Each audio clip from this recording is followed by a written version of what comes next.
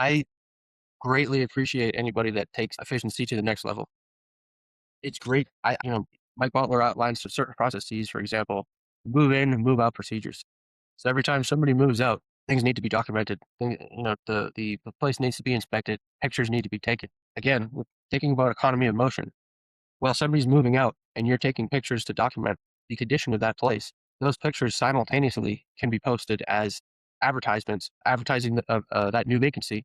And again, you're saving time and you're saving economy of motion. And again, that's just one example he uses, but there's a million ways you can really kind of take two steps back and maybe not work in the business, but work on the business and look at your processes.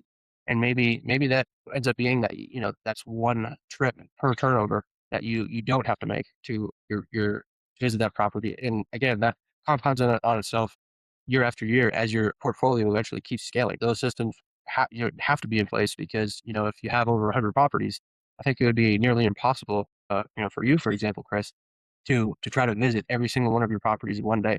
I mean, maybe if you spread it out over 24 hours and that was the only thing that you did in that entire 24 hours, maybe you could do it. But again, that's just not possible, nor is it really efficient. So just looking at places to really kind of not cut corners, but to kind of look for the straighter line and save yourself time, save yourself money, and save yourself headache. Again, what would you have to ask yourself? Would you rather be making $50,000 a month and have no free time whatsoever? Or would you rather have, make $15,000 a month and, play as much golf as you want, or maybe like fishing or shooting clay pigeons? So again, just figuring out what you want, figuring out what you're good at, and then making systems accordingly to get yourself there, get yourself to that next level.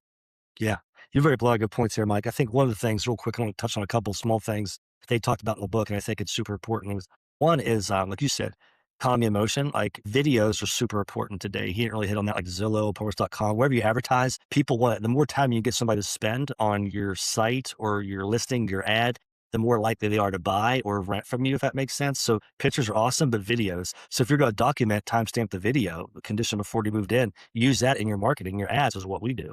And I'm always trying to get at least two under 60-second videos because Zillow and all that. And you could put them anywhere. You can throw them on YouTube for more exposure. You can use them in your property. If you have a website, you can use them in your ads for your listing, whether it's Zillow, Parts.com, or however you market and ad Facebook. You could use all those things. I think that's super important how you can do that economy of motion, really important.